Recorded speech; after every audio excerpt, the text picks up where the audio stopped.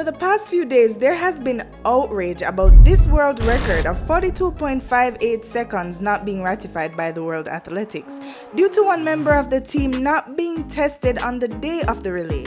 Several media outlets, including the Jamaica Observer, have reported that Tina Clayton was the untested athlete. But regardless of whichever athlete it was, the Jamaica Anti-Doping Commission, also known as JADCO, stated that the untested athlete was tested the day before the race. Hence, this athlete was not retested on the day of the 4x100 meters. And although we all recall the joy and celebration when the quartet broke the under 24 by 100 meter world record, this brings many calls for concern, and in this video we are going to get to the bottom of it, so stay tuned. Before you say it's World Athletics hating on Jamaican sprinting prowess, a crucial point is that this isn't an isolated case. In 2021, a few records were not ratified by World Athletics because there was no doping control on the day they were made.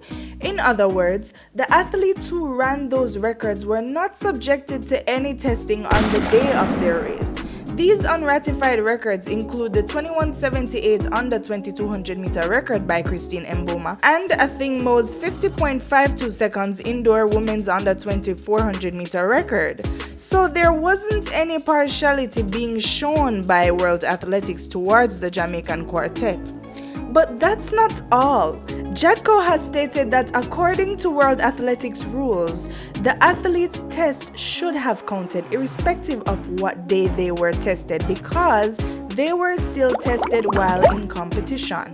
Now, this is where things get tricky. Take a look at the respective definitions of competition and event in the World Anti-Doping Agency's Testing and Investigations Rulebook.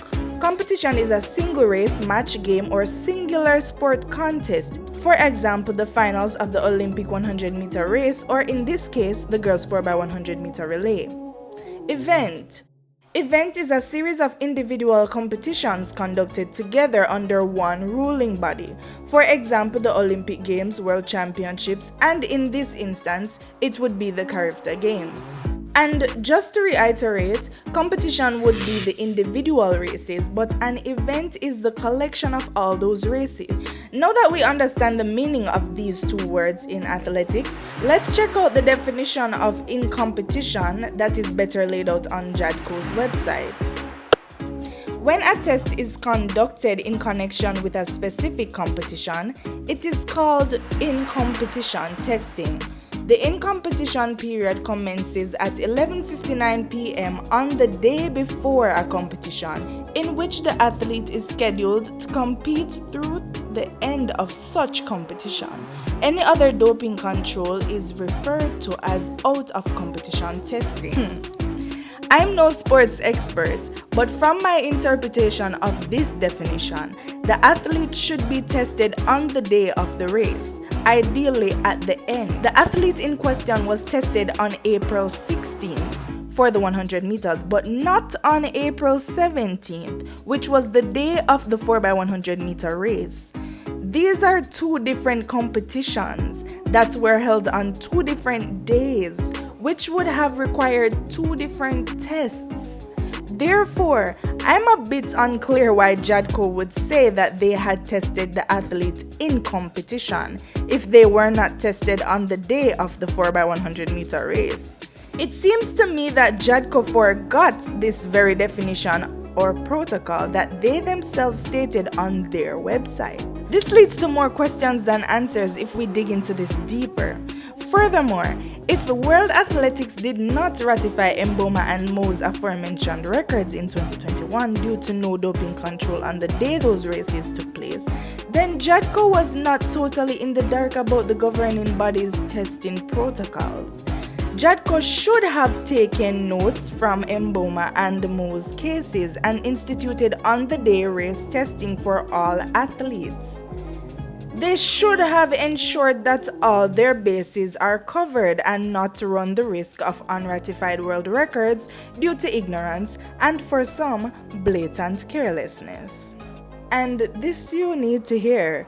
More evidence began to pile up against JADCO when the Jamaica Athletics Administrative Association, otherwise known as J3As, said that JADCO acted contrary to their instructions about testing all 4 athletes after the race.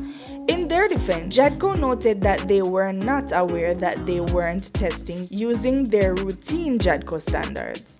But is JADCO's defense valid since they dismissed the J3A's instructions?